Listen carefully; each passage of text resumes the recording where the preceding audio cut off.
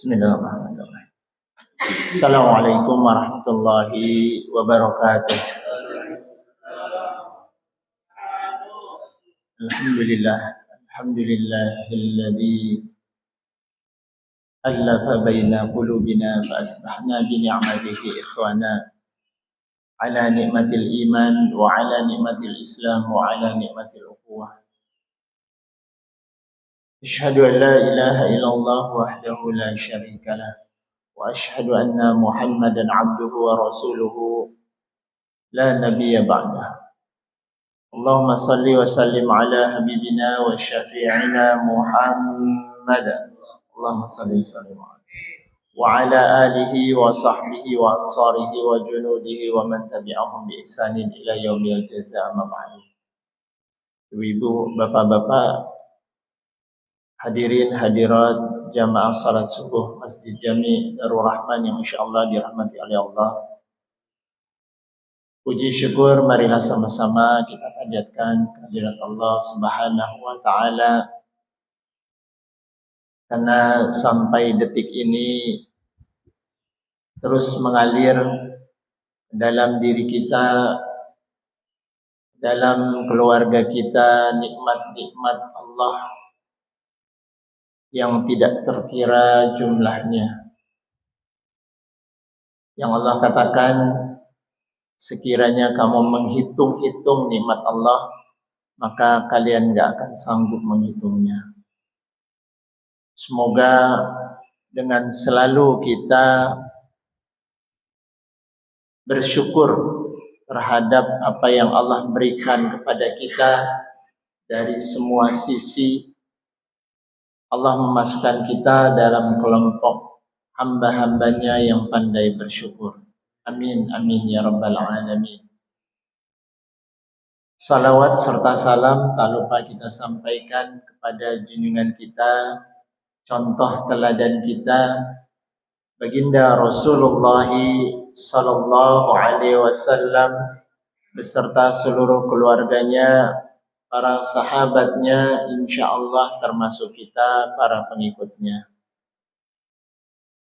Ibu-ibu, bapak-bapak, hari ini alhamdulillah kembali kita dapat dimudahkan oleh Allah untuk mengikuti kajian subuh yang merupakan sebuah ujian bagi kehidupan manusia, kehidupan seorang muslim, untuk menunjukkan identitasnya. Sebuah kebahagiaan ketika kita dapat hadir untuk melaksanakan salat subuh, dan alhamdulillah dapat kita lanjutkan dengan mengikuti kajian ilmu. Hari ini masih dalam suasana Idul Fitri, karena masih Syawal. Saya kebetulan dapat jadwalnya pekan ketiga. Kalau kemarin pekan kedua sudah terisi, sebelumnya sudah terisi. Jadi tanpa mengurangi rasa hormat Pak Wahyu dan Bapak Ibu semua, saya menyampaikan selamat Hari Raya Idul Fitri. Taqabbalallahu minna wa minkum kullu amin wa antum bi khairin. Mohon maaf lahir dan batin. Semoga kita bisa menjaga seluruh konsistensi Ramadan kita dalam 11 bulan ke depan. Hari ini tanggal 22 Syawal 20 April. Artinya masih ada 8 atau 7 hari lagi untuk menyelesaikan saum sunnah Syawal. Kalau yang belum, masih ada kesempatan 6 hari. Kalau yang sudah separuh, masih bisa menyelesaikannya. Kalau yang sudah semua, alhamdulillah. Di Syawal ini saya akan menyampaikan satu pesan yang Allah berikan kepada hamba-hambanya.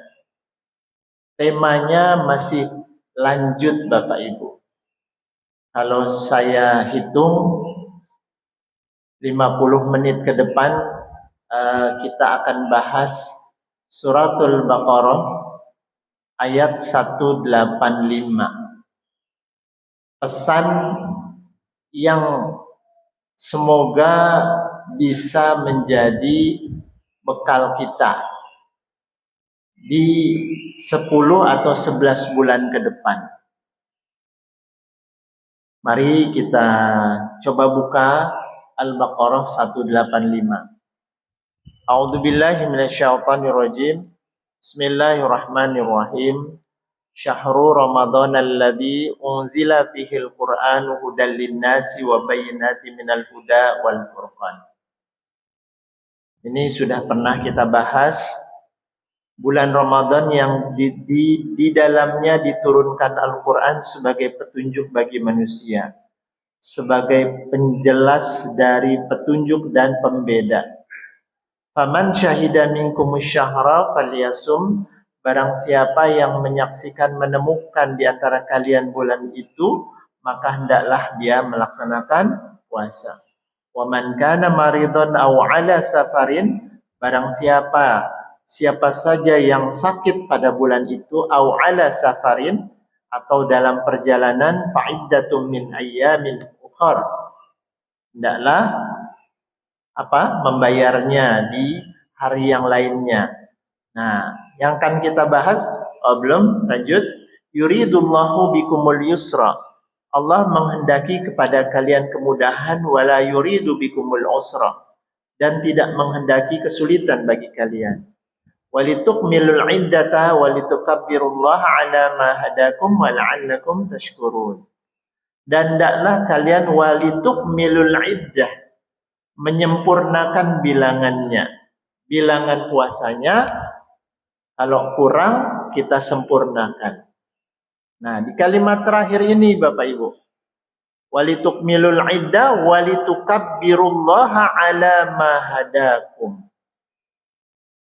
Kalimatnya sederhana ketika kita bisa menyelesaikan puasa Ramadan kita. Tapi kita menyadari sepenuhnya kenapa kita bisa melaksanakan semua perintah Allah. Bapak Ibu datang ke sini, ini apa karena kemauan sendiri? Karena saya sehat bisa bangun, alhamdulillah. Tapi semua itu karena hidayah yang Allah berikan kepada kita. Karena izin yang Allah berikan kepada kita. Termasuk juga puasa yang baru saja kita laksanakan. Kalau bapak-bapak yang sudah senior di sini, tanpa mengurangi rasa hormat, saya tidak bilang yang sudah tua. Sebelah saya sudah tua belum? Sudah. Yang ini masih jauh, masih panjang kehidupannya insya Allah. Dalam benak kita terlintas, sudah hafal, sudah khatam. Puasa kecil buat saya. Ibaratnya Bapak Ibu jalan dari rumah ke masjid ini.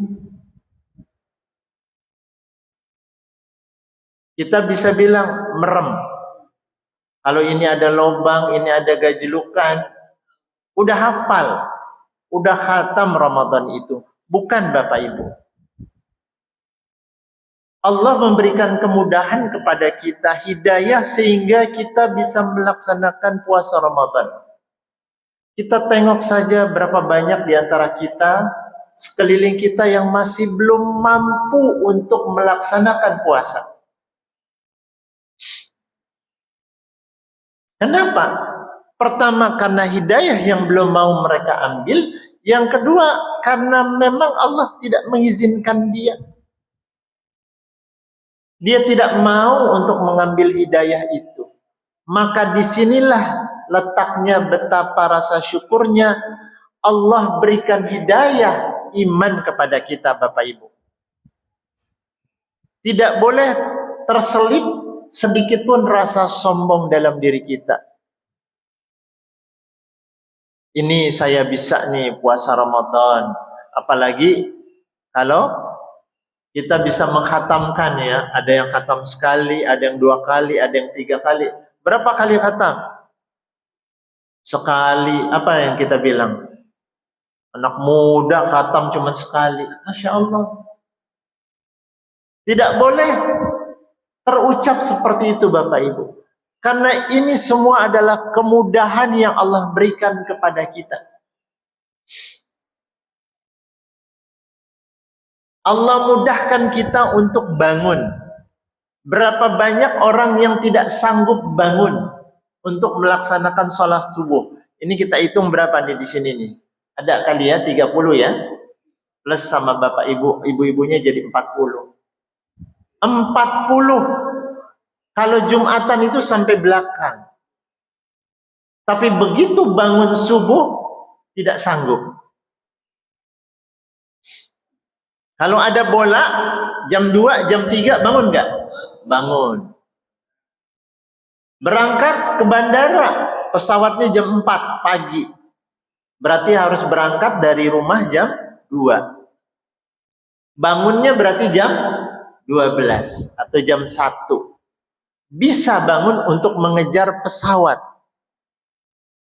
Tapi mengejar kebaikan yang Allah berikan kepada kita dalam bentuk salat subuh itu tidak sanggup.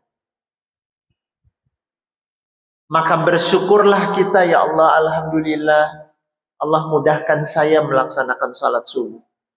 Alhamdulillah masih bisa membaca Al-Quran. Bapak Ibu, sadarilah antara Quran dengan kita itu ketika maksiat kita lakukan, ini akan terhijab antara kita dengan Al-Quran. Makanya kalau sampai hari ini Ibu, Bapak, kalau rasanya kita nggak baca Quran, nangis kita. Kemaksiatan apa yang kita lakukan sehingga Allah menghijab antara kita dengan Al-Quran, nggak sanggup baca Al-Quran, bukan karena kesibukan kita, tapi memang Allah bikin kita sibuk. Sehingga ini ketika Ramadan kemarin kita bisa ngedres, ada program di Masjid Dar-Rahman, 1 malam 1 juz. Tapi kenapa begitu malam takbiran, salat isanya berubah lagi? 1 saf. Salat subuhnya 1 saf. Qurannya ditaruh dulu. Jadi seolah-olah Al-Quran itu hanya ada di bulan Ramadan. Padahal Allah memberikan Ramadan ini salah satunya adalah sebagai sebuah latihan buat kita bagaimana kita bisa menjalani seluruh rangkaian 11 bulan ke depan dengan sebaik-baiknya. Ada bentengnya. Ini yang belum kita pahami. Maka di ayat ini, di akhir dari Al-Baqarah 185, Bapak Ibu, walitukabbirullaha ala ma hadakum.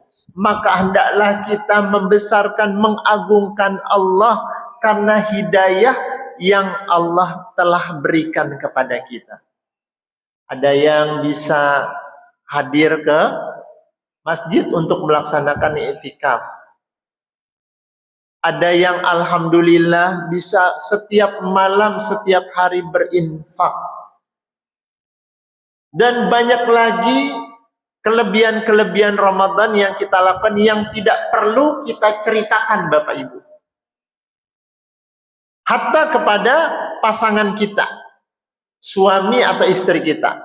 Bapak Ibu, Ibu misalnya nolongin atau memberikan infak kepada, di pinggir jalan ada pengemis, ada tukang sampah, atau siapapun juga. Terus cerita sampai rumah, tadi mamah bisa ngasih, seneng deh Pak, kan gitu. Papahnya juga bilang, tadi papa ngasih 20.000 ke tukang parkir, rasanya bahagia. Simpan semua rahasia kebaikan kita, hanya antara kita dan Allah yang tahu. Walitukabbirullaha ala ma hadakum. Ya Allah, terima kasih ya Allah, Engkau mudahkan hamba. Kalau ada sisa belanja, Bu, 5.000, 10.000, nah ditabung terus banyak nih, totonya sudah sampai 100 sampai 500.000, udah diam-diam aja. Nih jatahnya, siapa?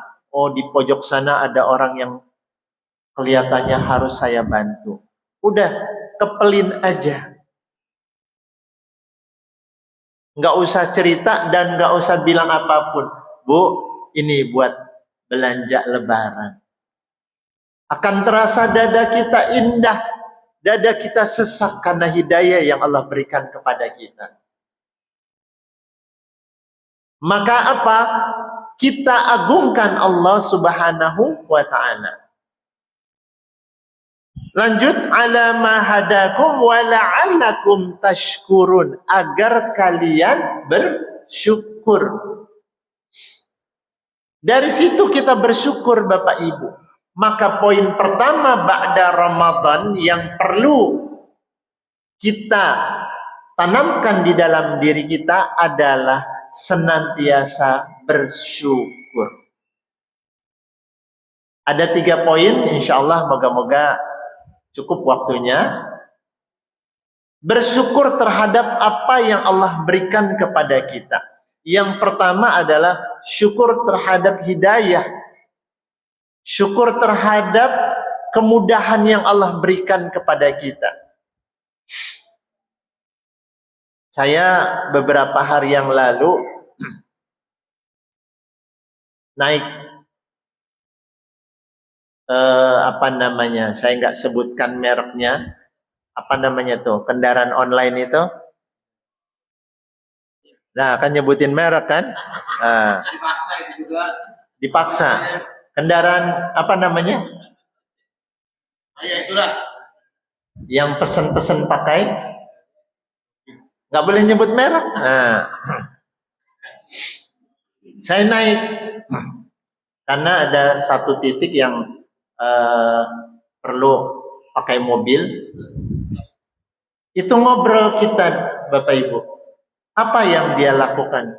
Pak, saya kalau udah kesulitan saya salawat, Pak.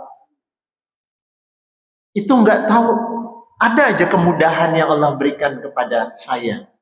Ini nggak ada tempat parkir, saya salawat terus. Tentunya ada mobil keluar, saya dapat. Ada sebuah ketergantungan yang dibangun oleh seorang hamba. Contohnya sopir tadi. Dia udah nggak mampu, waduh ini penuh semua area parkir. Dia serahkan, dia titipkan kepada Allah melalui lisannya dengan bersalawat. Ada nggak Bapak Ibu kita ketika kepepet, ketika kita nggak mampu, ketika kita sakit, ketika kesulitan ekonomi, ketika ada masalah, kita minta kepada Allah. Atau ketika kita sedang mendapatkan kenikmatan yang besar dari Allah. Ya Allah, alhamdulillah nih sudah dapat pekerjaan, alhamdulillah sudah dapat gaji. Jangan kalimatnya gini, walaupun kecil. Kan gitu ya Bapak Ibu. Walaupun kecil tapi cukup. Seolah-olah kita memprotes apa yang sudah Allah berikan kepada kita. Ini yang kemampuan bersyukur ini yang perlu kita bangun, Bu. Kemampuan bersyukur yang memang itu Allah berikan kepada kita melalui Ramadan. Kalau kita nggak menyadari nih, Bapak Ibu coba. Pada saat buka puasa kebetulan lagi sakit. Entah itu sariawan, entah itu masuk angin, itu buka puasa nggak nikmat. Tapi kalau kita sehat, apapun yang ada di rumah itu nikmat. Entah itu ada sirup dingin, kelapa muda, teh manis anget, itu nikmat. Buat mereka yang pandai bersyukur. Kadang-kadang kita cenderung bagaimana Bapak Ibu? Cenderung hanya melihat sisi yang kecil, tapi kenikmatan yang Allah telah berikan kepada kita enggak kita lihat lagi. Contohnya nih saya, ya, udah dikasih nikmat hidup 50 tahun lebih. Pada di sisa ini udah nggak bisa lagi makan jenis makanan, misalnya makanan yang misal ya gule-gule gitu, yang santan. Oh, udah disebutin mereknya tuh. Tunjang, apalagi? Rendang. Ya Pak, ada yang kalau makan rendang tuh cuma dicoel pinggir kiri, pinggir kanan karena giginya udah nggak kuat. Goyang sana, goyang sini, sudah nggak berani makan daging. Yang kita sesali cuma ya Allah, saya udah nggak bisa makan daging. Tapi kita lupa sudah diberikan nikmat yang panjang oleh Allah dari kecil sampai sekarang. Yang kita lihat cuma yang kecilnya saja. Ada dua cerita ya Bapak Ibu ya. Dua cerita yang versinya mungkin mirip-mirip. Seorang petani miskin pada suatu kali mendapatkan sesuatu. Jadi ada orang kaya yang pengen menguji keimanan rasa syukur petani miskin ini. Dia masukkan uang 10 ribuan sebanyak 20 lembar. Berarti berapa Bu? 10 ribuan 20 lembar, jadi berapa? 200 ribu ke dalam plastik kresek. Ditaruhlah di kebun si petani ini. Ditaruh, dia perhatikan. Petani ini menemukan nih plastik apa? Pas dibuka, ada lembaran 10 ribuan sebanyak 20. Seneng banget dia. Alhamdulillah, terima kasih ya Allah. Seminggu kemudian dites lagi. Dikasih lagi 20 lembar. Seneng dia. Alhamdulillah. Seminggu kemudian dikurangin jadi 19. Dikurangin jadi 19. Pas dia hitung, kok 19? Dia hitung lagi sekali lagi. 1, 2, 19. Dia celingak-celinguk, sedih. Lupa dengan yang 19, yang dipikirkan adalah yang 10 ribu. Disitulah kemampuan syukur yang tidak tertanam dalam diri. Celingak-celinguk, hitung lagi sampai 3 kali, 19. Mestinya gimana Bu? Alhamdulillah masih dapat. Kadang-kadang kita bagaimana? Ya itu tadi. Sekarang sudah nggak bisa jalan, sekarang tidurnya susah. Padahal Allah sudah berikan nikmat yang besar. Kita hanya melihat yang kecilnya saja. Monggo ibu-ibu atau bapak-bapak, apa yang kira-kira kita rasakan hari ini? Ada nggak rasa syukur kita kepada Allah? Makanya yang pertama kali kita tanamkan adalah saya masih bisa ke masjid, itu luar biasa. Saya masih bisa baca Al-Quran. Insya Allah. Cerita yang kedua. Ini masih versi yang sama tapi beda. Ada 3 petani bersaudara yang nggak mampu, miskin semuanya. Mereka punya tanah sedikit, nah bercocok tanam. Dites lagi nih sama orang kaya ini, ya. Diberikan plastiknya lagi yang tadi isi 20 lembar 10 ribuan. Si A, si B, si C dikasih yang sama. Wah, senang sekali mereka. Alhamdulillah dapat gitu. Seminggu kemudian yang satu dikurangin 10 ribu. Apa yang terjadi Bapak Ibu? Alhamdulillah saya dapat berapa? 20. Berapa 20? Yang satu 19. Apa yang dia katakan? Kok saya 19? Dia melihat orang lain.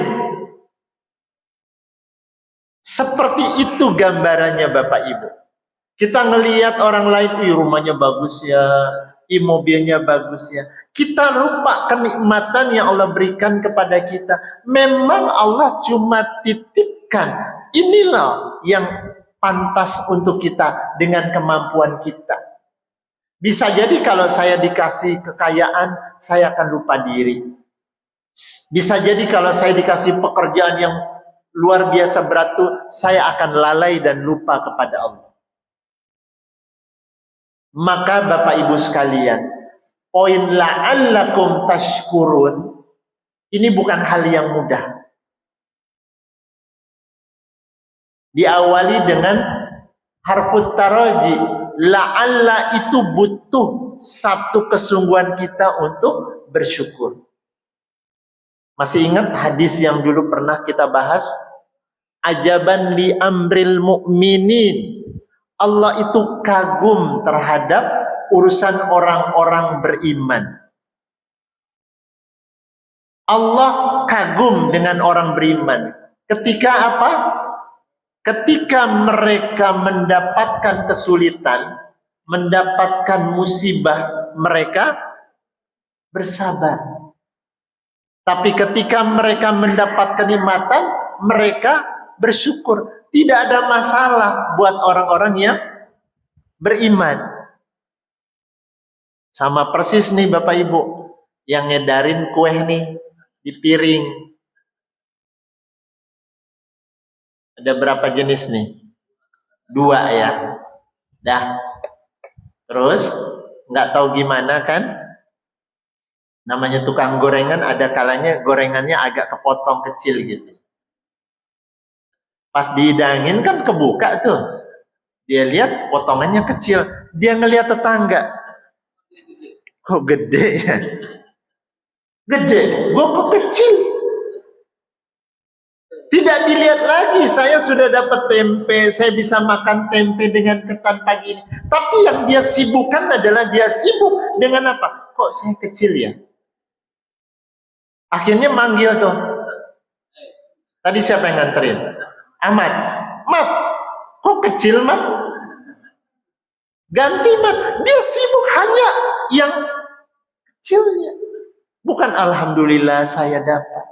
Ini yang kita bangun Bapak Ibu. Kemampuan bersyukur la'allakum tashkurun ini adalah sebuah apa?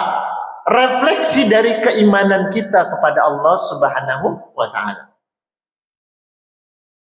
Nanti sebenarnya pembahasannya banyak terkait dengan bersyukur ini. Bagaimana kita berupaya menunjukkan bentuk syukur ini dalam bentuk peningkatan kualitas ibadah kita kepada Allah. Masih bisa melihat, masih keren ya? Pak Haji Dendi masih bisa lihat duit kan? Nah, masih bisa dibedakan antara yang merah sama yang biru sama yang ungu. Iya, kalau itu kan masih seger. Kita lupa, kita masih bisa melihat. Yang ada adalah ngeluhnya, Bu. Saya punya murid, salah satu murid saya itu tunanetra. Tunanetra itu apa Pak Asep? Tidak bisa melihat. Allah berikan kelebihan bagi anak ini, tidak bisa melihat. Kelebihan. Apa kelebihannya Bapak Ibu? Apa kelebihannya? dia terjaga dari kemaksiatan mata. Di saat kita tiap hari buka ya TikTok, Instagram, YouTube, kalau udah sekali ngebuka yang nggak layak itu dikasih terus. Algoritmanya kalau sekali kita buka yang tidak pantas dia akan ngasih terus. Ini zina mata. Buat orang yang tidak bisa melihat, Allah berikan kelebihan. Dia tidak pernah mendapatkan catatan dosa mata. Maka bersyukurlah kita. Ya Allah, di satu sisi mata ini ujian, di satu sisi adalah kenikmatan. Ada yang jalannya sudah susah, ada yang pendengarannya harus dibantu, dan seterusnya.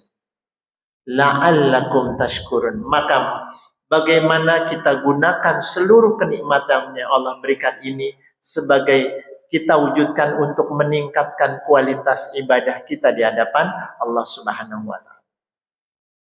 Itu yang pertama, Bapak Ibu. Yang kedua, untuk bersyukur ini dalam ketaatan perlu kesabaran.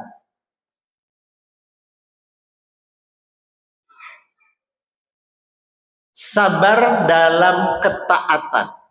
Kita buka surat Al-Kahfi ayat ke-28. A'udzu billahi minasyaitonir rajim. Wasbir nafsaka ma'al ladzina yad'una rabbahum bil ghadati wal 'ashyi yuriduna wajha. Kalimat yang Allah berikan kepada kita adalah wasbir, kalimat perintah, dan bersabarlah nafsaka, diri kalian, ma'alladina, bersama mereka-mereka yang yad'una rabbahum bil ghadati wal 'ashyi yuriduna wajha. Bersama orang-orang yang senantiasa yad'una, mengajak kepada Tuhan mereka bil ghadati wal 'ashyi, di pagi hari dan sore hari, yuriduna wajha, karena mengharapkan pertemuan dengan Allah. Untuk bisa taat,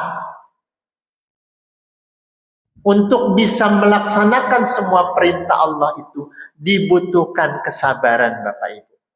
Selain kita senantiasa bersyukur, kita sabar. Sabar itu sudah pernah kita bahas ya Bapak Ibu ya. Ada berapa? Ada yang masih ingat nggak? Sabar ada berapa, Bu? Ada berapa? 3. Tuh kan, ingat kan?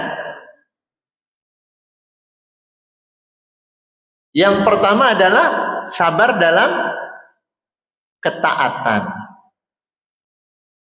Taat itu butuh sabar. Sabar bangun pagi itu nggak mudah. Sabar dalam menjalani ujian yang Allah berikan, dapat suami, dapat istri rewel, sabar. Alhamdulillah. Yang dilihat apanya, Bu? Pak, kalau dapat istri yang cucut gitu, lihat kebaikannya, maka akan Allah tutup kekurangan itu. Kalau ada yang masih suka melihat yang lain gitu ya, waduh ini tinggi, putih, kuning, langsat, pinter, gajinya gede, istri saya nggak kerja, apalagi lengkap. Yang dilihat cuma yang kelebihannya. Apa yang diucapkan oleh si suami yang punya istri, punya wanita karir, yang tidak punya dulu? Waduh, ini gajinya gede, berangkat naik mobil. Suaminya bilang gini ke yang istrinya di rumah, dia enak ya, punya istri ngurusin saya, pulang ada istri di rumah, anak-anak keurusan. Tanpa kita sadari Bapak Ibu, dia saja ternyata iri terhadap yang istrinya tidak aktif sebagai wanita karir. Maka bagaimana kita senantiasa bersyukur, sabar dalam taat kepada Allah, kemudian sabar dalam musibah. Yang ketiga, sabar menjauhi kemaksiatan, meninggalkan kemaksiatan. Itu tidak mudah Bapak Ibu. Makanya ketika kita sudah terlatih selama Ramadan kemarin kan kita terjaga tuh Bu, mulutnya kan. Mau ngomong sembarangan lagi puasa. Nah, bisa nggak setelah Ramadan 11 bulan ke depan kita bangun, kita jaga mentalitas Ramadan kita tetap kita laksanakan. Menjaga mulut, menjaga seluruh indera kita. Untuk meninggalkan maksiat ini butuh kesabaran Bapak Ibu. Maka di sini Allah perintahkan wasbir nafsaka ma'al ladzina yad'una rabbahum bil ghadati wal 'ashyi yuriduna wajhah. Kenapa dalam ketaatan butuh sabar? Karena kita pengen ketemu dengan Allah Subhanahu wa taala. Lanjut ayat ini. Wala ta'du 'ainaka 'anhum, dan janganlah kamu memalingkan wajah kamu dari mereka-mereka yang dekat, yang pengen ketemu dengan Allah. Jangan sekali-sekali meninggalkan mereka. Ini poinnya ketiganya nanti. Saya habiskan dulu ayat ini. Jadi perintah yang kedua dalam taat itu kita sabar Bu. Sabar salat, sabar nih. Kemarin sudah bisa melaksanakan sunat rawatib ya Pak, Bu. Lanjutkan setelah Ramadan ini. Sabar.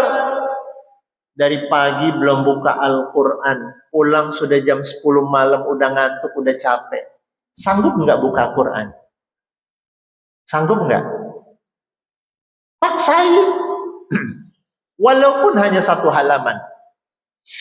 Ya Allah, beri kekuatan hamba ya Allah, biar bisa dalam 1 hari itu minimal saya membaca Al-Quran ya Allah. Wala ta'du 'ainaka 'anhum. Saya lanjutkan.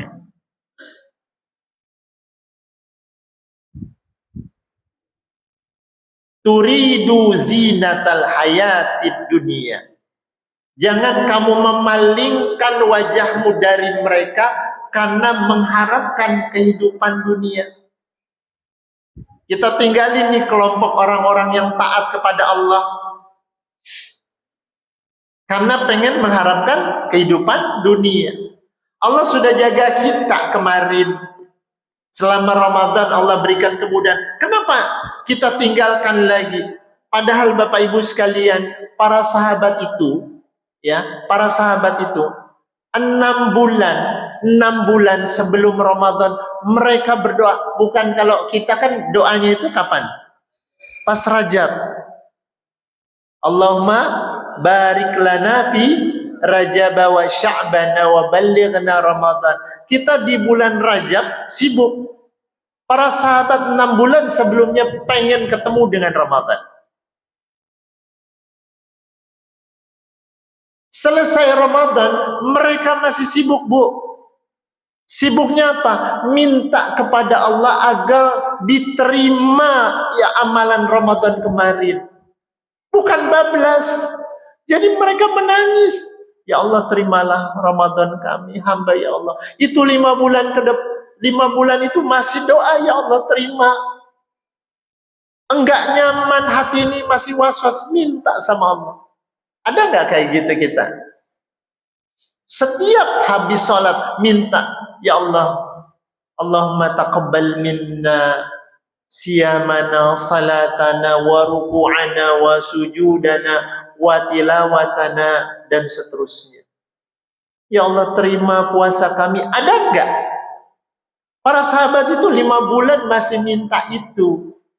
Lah kalau kita habis, kita kali yang sono gitu maksudnya.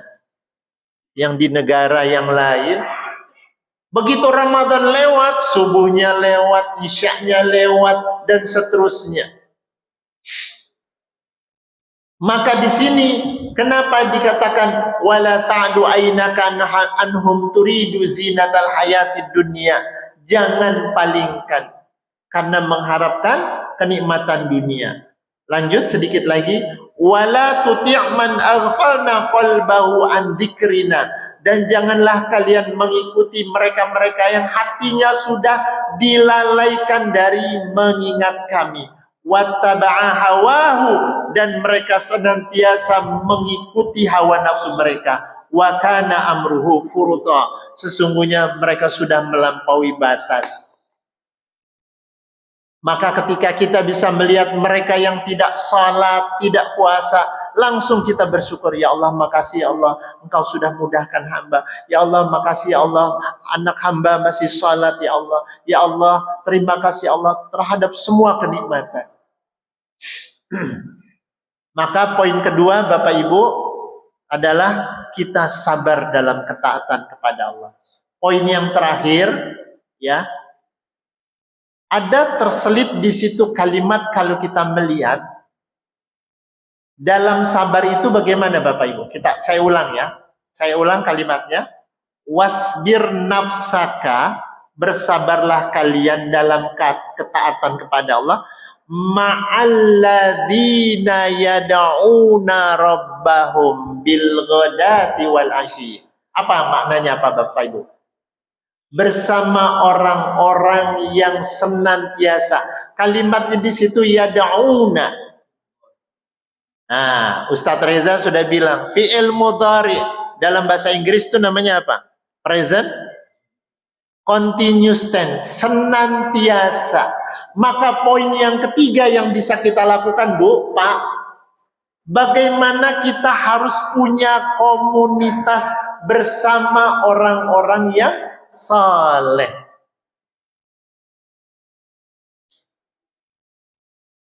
Kalimatnya apa? Ini. Wala ta'du ainaka anhum, jangan tinggalin orang-orang, kelompok orang soleh ini Bapak Ibu.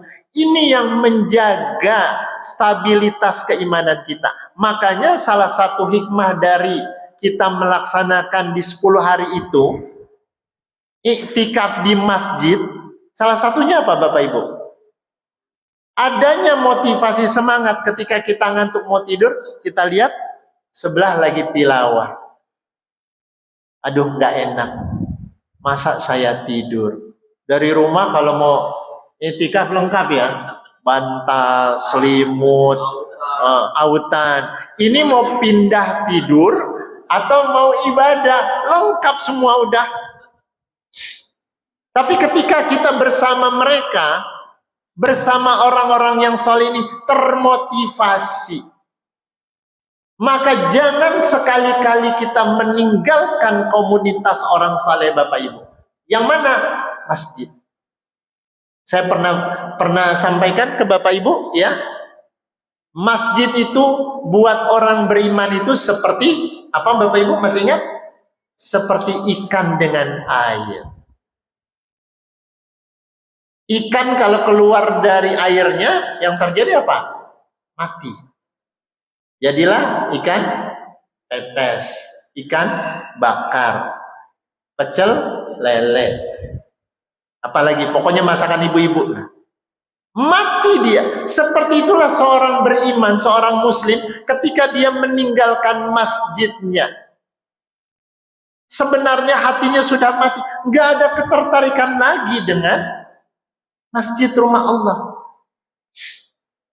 Hambar dia. Banyak cerita-cerita orang-orang yang berangkat umroh ya Bapak Ibu. Yang saya diceritakan tuh Masya Allah. Ada yang sampai hari terakhir nggak bisa ngelihat Ka'bah. Mulai dari datang sampai pulang, itu Ka'bah, itu Ka'bah. Mana saya nggak bisa lihat. Kebayang Bapak Ibu betapa sedihnya. Untuk melihat rumah Allah saja tidak diperkenankan oleh Allah Subhanahu wa Ta'ala, ditutup matanya. Sama persis ketika kita ada orang-orang yang tidak sanggup melangkah ke masjid. Hatta walaupun rumahnya dekat dengan masjid. Cuma kalau dia berangkat menyaksikan final sepak bola ke Istora Senayan, bisa, antri bisa nonton film, antri bisa untuk mendapatkan menyaksikan pertunjukan artis idolanya. Tapi begitu ada panggilan ke masjid, hayya 'alas shalah, dia nggak sanggup, kakinya berat. Maka Bapak Ibu sekalian, kalimat ini, wasbir nafsaka malladzina yad'una rabbahum. Bagaimana jangan sekali-sekali kita meninggalkan komunitas orang-orang saleh. Dan kalau ada mungkin Bapak Ibu kita punya komunitas yang lain, pastikan komunitas ini tidak merugikan keimanan kita. Kalau kita melihat, aduh ini bikin gue lalai nih, ini bikin gue jadi jauh sama Allah, tinggalkan. Karena kalimatnya adalah apa? Wala tuti man aghfalna qalbahu an dzikrina. Dan janganlah kamu mengikuti orang-orang yang sudah kami lalaikan dari mengingat aku, kata Allah Subhanahu wa ta'ala. Ini perintah. Maka Bapak Ibu, 3 poin ini sebagai bekal kita, modal kita menghadapi 11 bulan. Ramadan sudah mengawal kita. Tidak ada istilah itu saya hanya beribadah selama Ramadan. Setelah Ramadan hilang ibadah kita. Maka kita menghamba kepada Ramadan. Tapi kalau misalnya kita lanjut nih, Ramadan kita nikmati, datang lebih awal, salat tahiyatul masjid, salat rawatibnya, Bapak Ibu akan terbayang betapa kenikmatan itu terasa. Para sahabat, begitu Rasulullah menyampaikan hadis terkait dengan Allah akan bangunkan istana di surga untuk yang melaksanakan 12 sunnah rawatib, mereka tidak lagi pernah meninggalkan sholat sunat rawatib. Masya Allah. Itu para sahabat loh Bapak Ibu, yang mereka betul-betul rindu punya bangunan, punya rumah, punya istana. Gimana? Mereka tidak lagi pernah meninggalkan sholat sunat rawatib. Dan itu membutuhkan apa? Kesabaran. Ini Bapak Ibu yang dapat saya sampaikan. 3 poin ini semoga menjadi penguat kita, pengawal kita. Yang pertama apa Bapak Ibu? Bersyukur. Yang kedua adalah sabar. Dan yang ketiga, kita punya teman, sahabat, komunitas orang-orang yang saleh di sekitar kita, yang mengingatkan kita untuk senantiasa menjaga keimanan kita. Allahu a'lam bishawab. Saya akhiri bila taufiq wal hidayah.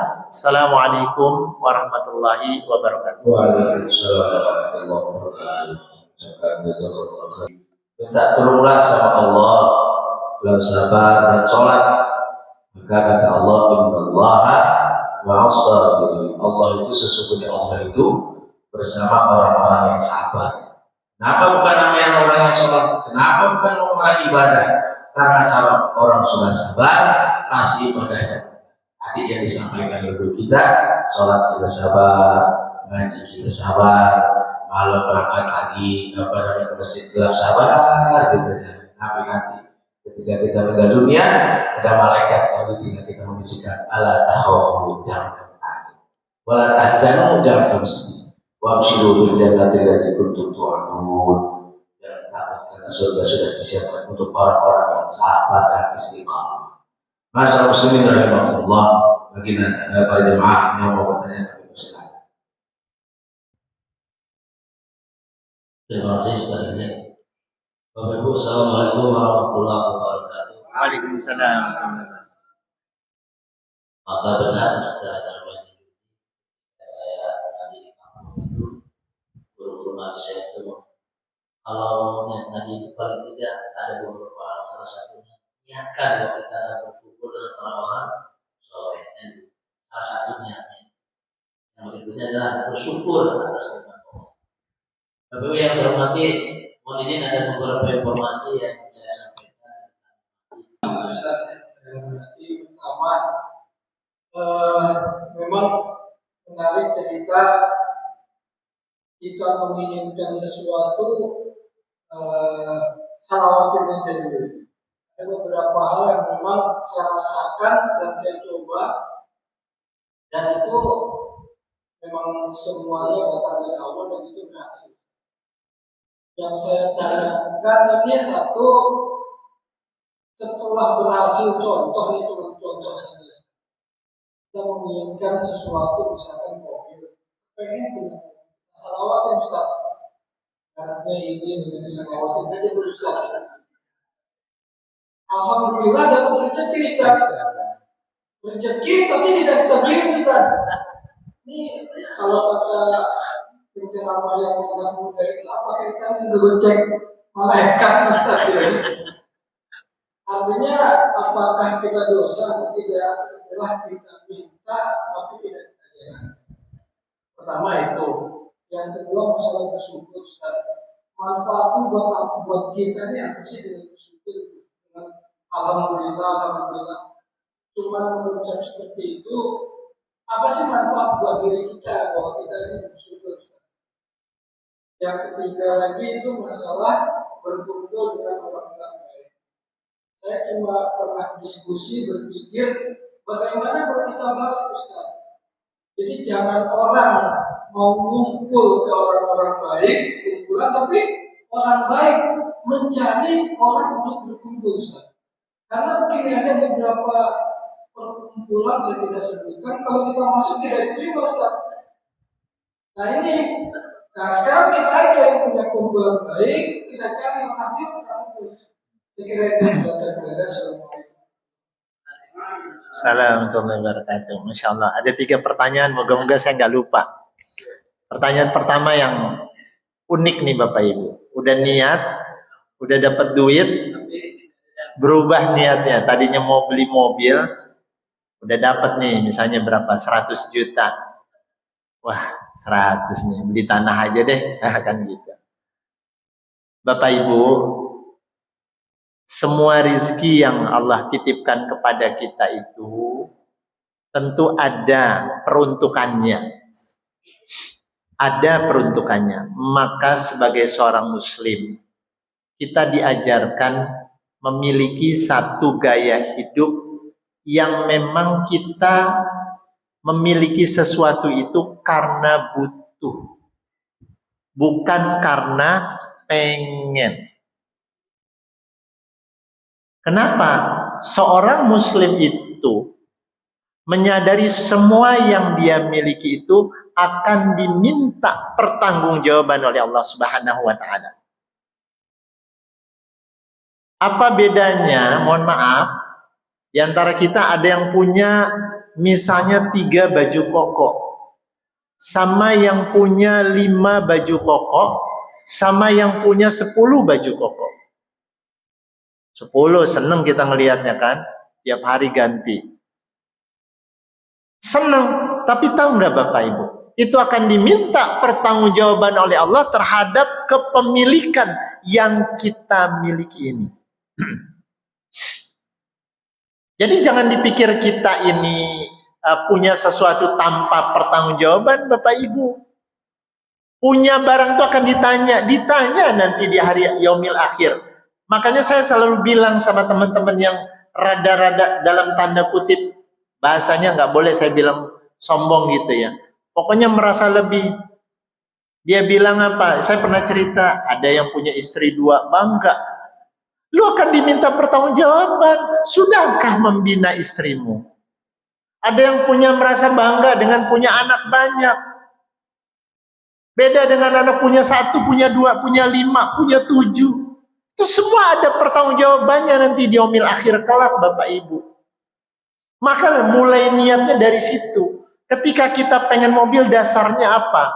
Pengen butuh atau apa? Begitu Allah titipkan, terlepas dari cara kita dengan salawat, dengan tahajud, dengan istikharah dan lain sebagainya. Nah begitu Allah titipkan ada lagi rezeki, Berubah niat kita. Yang bukan berarti mempermainkan Allah atau mempermainkan malaikat. Minta, ya Allah, kenapa ya hati saya kok berubah ini? Ada yang lebih penting. Itu. Kita nggak tahu. Yang penting adalah bagaimana penggunaan ini adalah sesuai dengan kebutuhan. Saya sudah punya handphone 1. Keluar lagi kan? Handphone yang baru. Wah, saya perasaan udah cukup. Terus ada teman bilang, ganti tuh, malu masa HP kayak gitu. Mau nggak kita ngikutin? Apa kepentingannya saya punya 2 HP berjejer gitu numpuk? Lagi ceramah 2 HP. Apalagi ada yang punya 3 HP.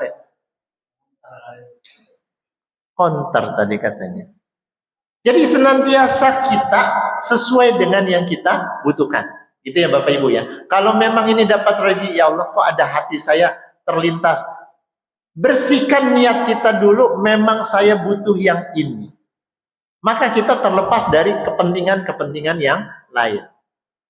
Kemudian pertanyaan yang kedua, apa manfaat dari bersyukur ya? Apa manfaat dari bersyukur? Bersyukur itu adalah untuk memberantas namanya kesombongan. Kita tidak merasa bangga dengan prestasi saya. Saya sudah sarjana S1, S2, S3. Enggak. Ya Allah makasih. Ketika kita merasa ini usaha saya nih, saya kan pinter. Bukan. Ini seizin Allah. Ini doa dari orang tua. Kita nggak tahu orang tua kita nyungsep untuk berdoa cari uang. Kita tidak akan merasakan bahwa oh ya ini adalah upaya saya. Tidak. Maka ini membalikkan kita sebagai hamba Allah bahwa saya ini lemah Bapak Ibu. Kita bersyukur, makanya jalan ke mana? Ke pasar. Itu akan menumbuhkan rasa syukur kita dan gak sombong. Saya pernah lihat, itu Bu, cabai tinggal segini Bu. Cabai tinggal segini, ditungguin tengah hari bolong. Saya lihat pas lagi saya lewat ke pasar. Astagfirullahaladzim. Cabai segini berapa Bu? 5.000 ya? 5.000 ditungguin. Kita sekali ke mall berapa habisnya? Betapa berharganya dia cabai 5.000. Tukang ayam pernah lihat? Ibu bapak jalan ke pasar, ayamnya tinggal 2 potong, ditungguin. Udah panas terik ditungguin. Di sini Bapak Ibu. Yang kedua, jalan ke rumah sakit. Kalau ada teman kita, saudara kita, tetangga kita sakit, datengin Bapak Ibu. Maka kita akan bersyukur, nggak sombong.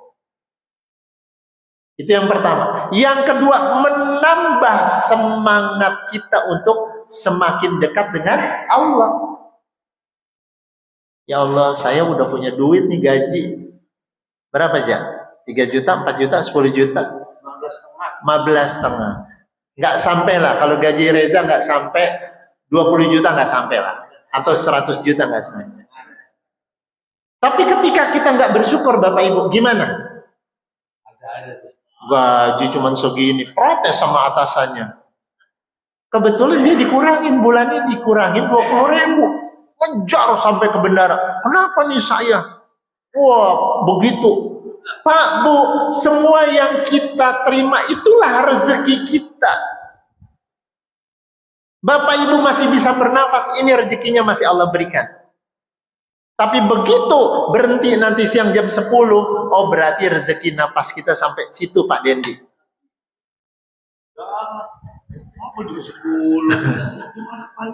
Masih panjang, kotak belum dihitung. Hari Jumat masih kotaknya belum dihitung. Sama tadi yang dapat tempe 3/4 dari Ahmad. Memang rezeki kita 3/4. Jadi itu. Maka ketika kita datang ke rumah sakit, Masya Allah, ternyata saya lihat kemarin sore ke rumah sakit Bapak Ibu. Ada ibu-ibu gede badannya didorong sama pakai naik kursi roda. Saya lihat ya mungkin anaknya yang dorong itu. Badannya besar ya mungkin sekitar 80 90 kiloan lah. Itu lututnya kelihatan dia terbuka gitu. Habis dijahit.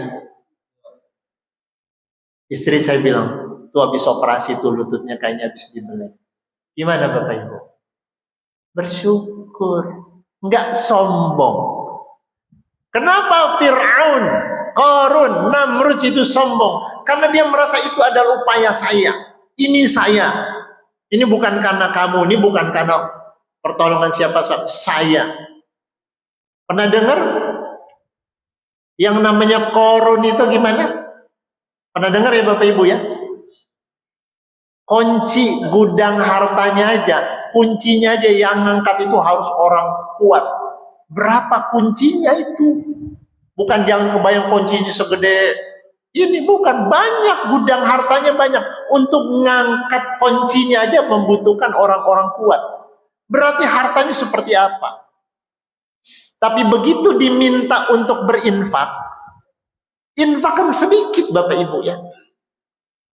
Apa dia bilang? Ini usaha saya. Kenapa saya harus berinfak? Kenapa saya harus keluarkan dari harta saya yang saya usahakan sendiri? Karena kesombongan, Allah tenggelamkan semua hartanya masuk ke dalam bumi. Nah, muncullah cerita apa? Kalau lagi gali ketemu harta karun. Itu ininya. Ya, jadi 2 poin ya Pak. Pertama, menjaga supaya kita tidak sombong. Kedua, menambah semangat ibadah kita. Semakin dekat, maka Allah akan tambah rezeki, Allah tambah. Dan membatasi keinginan kita. Kenapa? Kalau orang tua itu, ya, kan orang tua, orang yang sudah umurnya banyak itu, dikurangin kenikmatannya. Untuk diingetin, lu sudah mau akhir nih, mulai diingetin, dikasih tanda-tanda. Ya, coba Pak Wahyu suruh buka pecinya. Nah, sama Ustadz Reza suruh buka pecinya, jauh banget kan? Langit sama bumi itu putih semua. Kalau udah putihnya habis, masih mikir juga balik lagi hitam. Nah, itu tanda-tanda putih. Kemudian apa? Gigi rontok. Kemudian berikutnya apa? Tangan susah nih. Ya Bu, udah aduh sakit. Kebas. Terus bangun udah susah. Ya, Pak Kholik suruh langsung bangun. Nyungsep itu. Beda sama yang masih seger banget. Itu membatasi kita untuk sombong Bapak Ibu. Ngingetin kita, lu udah deket. Ayo makin dekat kepada aku, kata Allah Subhanahu wa Ta'ala. Pertanyaan yang ketiga apa yang saya lupa? Komunitas. Oh ya, komunitas. Ini menarik nih, pertanyaan komunitas. Bapak Ibu, poin pertama adalah senantiasa berprasangka baik sama saudara kita. Cari 1001 alasan untuk melihat kebaikan saudara kita. Ustadz Reza mulu, sekarang Ustadz Asep lah. Kalau kita lihat Ustadz Asep, keburukannya dapat Bapak Ibu. Cari 1001 alasan hanya melihat kebaikan. Maka inilah hati yang bersih dengan hati yang kotor itu beda. Kalau hati yang kotor senantiasa melihat kesalahan orang. Wala tuti man aghfalna qalbahu an dzikrina. Jangan ikutin orang-orang yang sudah kami lalaikan dari mengingatkan. Kalau di hati kita sudah ghil kepada orang saleh, melihat ada orang bercadar, apa tuh cadar? Zaman kita muda dulu, kita lu kali ya. Apa yang pakai cadar dibilang apa? Ninja, segala macam. Itu hati yang tidak bersih Bapak Ibu. Kalau yang berjenggot, apa itu kambing aja jenggotan, kan gitu dibalik ya. Hati kita tidak pernah senang melihat orang saleh. Bersihkan hati itu dulu. Yang dimaksud dengan komunitas itu senantiasa mencari orang-orang soleh. Kemanapun kita pergi, Bapak Ibu. Ini lagi di Depok, Darul Rahman. Ini mau orang soleh, enak. Kalau kita pergi kemana, ke Surabaya, yang kita pikirkan pertama apa? Kalau kita pergi, cari apa? Cari masjid. Begitu masjid itu indah, kita melihat orang itu rasanya senang. Kenapa? Karena satu frekuensi dengan kita, Bapak Ibu.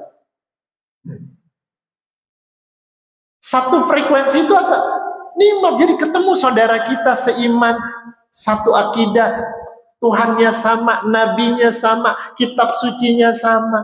Assalamualaikum. Ya, gimana Pak, sehat? Ya, saya dari Depok. Oh iya. Pergi lagi ke Kalimantan, yang difikirkan masjid. Senantiasa mencari orang-orang yang saleh. Nah, sekarang bagaimana? Kalau misalnya kita ditolak masuk komunitas, ya nggak masalah. Terus bagaimana kenapa nggak kita menarik? Ya ini kita senantiasa mengajak. Ini kan perintah Allah. Ini kan perintah Allah, bukan perintah saya. Jangan ikutin orang-orang yang dilalaikan. Wala ta'du ainaka anhum. Ini jelas banget. Jangan kamu memalingkan wajahmu. Maksudnya apa? Ninggalin orang-orang soleh ini karena pengen dapat kenikmatan surga. Kenikmatan dunia. Jadi Bapak Ibu sekalian, kalau memang kita pada satu saat, saya kok ditolak oleh komunitas. Enggak, bukan itu maksudnya. Kita senantiasa berteman, bersahabat dengan orang-orang yad'una rabbahum. Nanti kapan-kapan pakai ini, pakai apa namanya? Pakai whiteboard. Jadi saya akan jelaskan. Yad'una itu senantiasa. Kita bisa lihat orang yang rukuk dan sujud hari ini senantiasa, maka kita akan nikmat. Maka kita bersyukur. Kalau ada hati ini ini gara saya cuman kedoroman, kayaknya nggak disukain deh. Nah, kayaknya saya diliatin kalau sholat. Nah, bersihkan hati, ya, bersihkan hati, dan insya Allah ini akan menjaga kita. Kita senantiasa ngajak, alhamdulillah ini ada penerus kita. Kalau di sini kan saya hitung ada sekitar 15 anak kecil itu. Yang kecil-kecil, yang piyik-piyik itu kan banyak tuh. Itu kan yang akan gantiin kita. Makanya jangan diusir suruh keluar. Ribut loh. Nah, jangan. Apa? Kita kondisikan dan seterusnya. Gitu ya, Pak. Moga-moga terjawab. Nanti kelanjutannya saya belum bahas 186-nya. Ini kelanjutan. Moga-moga nanti saya ada umur, ada kesempatan bahas Al-Baqarah 186 ini, Masya Allah. Setelah kita dapat 3 modal tadi, akan dibahas lagi 3 modalitas lagi untuk menghadapi kehidupan di Al-Baqarah 186. Cukup? Ada lagi? Ibu-ibu? Oh, ada ibu. Silakan. Nah, ini jalan gini dapat pahala ini, Masya Allah.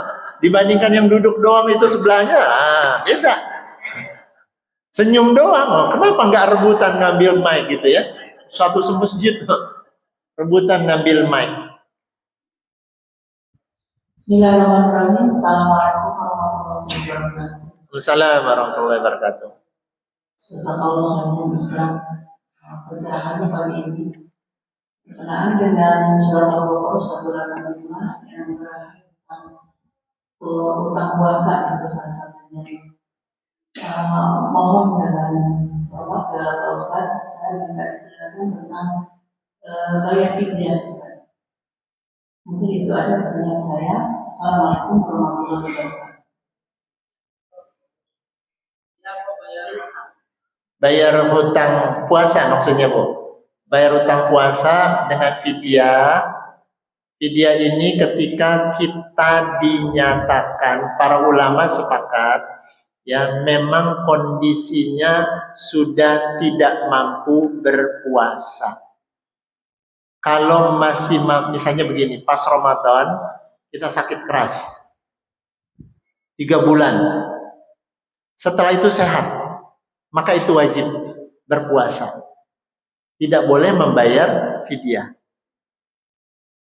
Tapi kalau orang tua yang diprediksi memang dia tidak akan sanggup berpuasa, atau penyakit yang memang sama sekali dia tidak mampu berpuasa, maka baru diperkenankan dia membayar fidyah. Itu Bu. Jadi bukan belum apa-apa, saya fidyah aja deh gitu. Ya orang tua kita lihat orang tua kita, Bapak maaf masih mampu berpuasa enggak? Kan ada dua kemungkinan, mohon maaf sekali. Ada rasa kemalasan untuk berpuasa. Namanya orang tua ditambah semangat ibadahnya sudah luntur. Udah deh bilang aja sama anaknya, saya udah nggak sanggup puasa, udah nggak sanggup. Padahal kalau kita lihat masih sehat. Nah itu wajib berpuasa Bapak Ibu. Yang bayar fidyah itu benar-benar dia memang sudah dinyatakan oleh dokter memang nggak sanggup berpuasa. Atau orang tua yang tua banget, atau mungkin ada di antara kita, mohon maaf, ada yang orang tuanya yang sudah pikun. Ada ya, kalau di RW saya ada tuh. Ya, dia pikun, jadi keluar rumah pun nggak boleh. Kenapa? Bisa hilang, nggak balik lagi. Nah, dia ngontrol dirinya saja sudah tidak bisa, maka gugurlah kewajiban dia untuk melaksanakan kewajiban agama. Sholat mungkin kalau dia nggak ngerti, tapi kalau dia masih bisa kita kawal, ya kita kawal. Gitu ya Bu. Jadi sekali lagi, kalau masih mampu tidak boleh membayar fidyah. Tata caranya, kita memberi makan sejumlah hari yang kita tinggalkan. Jadi ibu misalnya, atau kalau memang ini gini, 10 hari pertama puasa, terus hari ke-11 dia sakit keras. Ternyata sakit kerasnya ini terus, udah nggak bisa lagi, ya nggak bisa lagi berpuasa. Nah, membayar fidyah sejumlah hari yang ditinggalkan. 20 hari berarti memberi makan orang miskin sebanyak 20 hari. Satu kali saja. Misalnya ibu makan sekali makan berapa? 15.000, ya sudah 15 kali 20 hari. 300.000. Kalau memang diprediksi memang sudah tidak sanggup, ternyata sembuh setelah 6 bulan, ya sudah bayar. Ya maksudnya membayar puasa lagi. Walituk milul iddah, ya, atau di ayat sebelumnya dia menyempurnakan puasanya min ayyamin ukhor. Ya, kebetulan siapa di antara kita pas Ramadan, saya waktu tahun berapa itu kebetulan pas Ramadan saya dapat tugas ke Cina. Saya nggak berani berpuasa, takut kondisi ya. Akhirnya saya selama di sana tidak berpuasa. Kalau nggak salah seminggu, ya sudah saya bayar 1 minggu itu. Seperti itu Bu. Cukup jelas ya? Ada lagi Bapak Ibu? Cukup? Ada lagi. Pak Jadi. Anda diwakilin tadi. Terima kasih kepada yang telah sampaikan, kita laksanakan, kita hormati sejalan kebiasaan. Para Rasulullah SAW Abdullah bin Qabli, La ilaha illallah.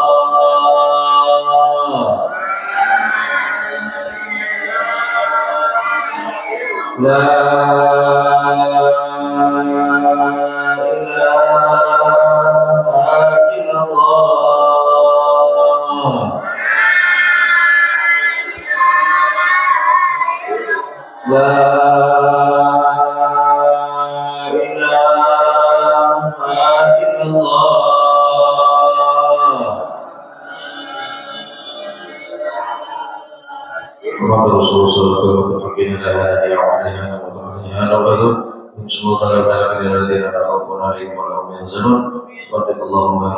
Al-Fatihah.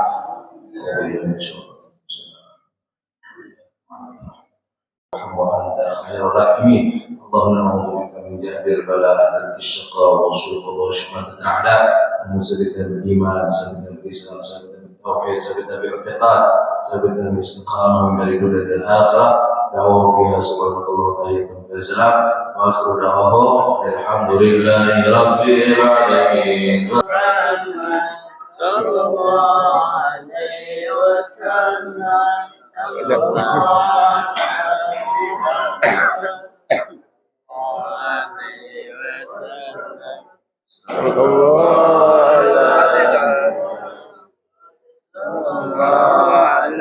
وسلم صلى الله على محمد صلى الله عليه وسلم صلى الله على محمد صلى الله عليه وسلم صلى الله على محمد صلى الله عليه وسلم صلى الله على محمد يا ربي صل وسلم اللهم صل وسلم وبارك عليه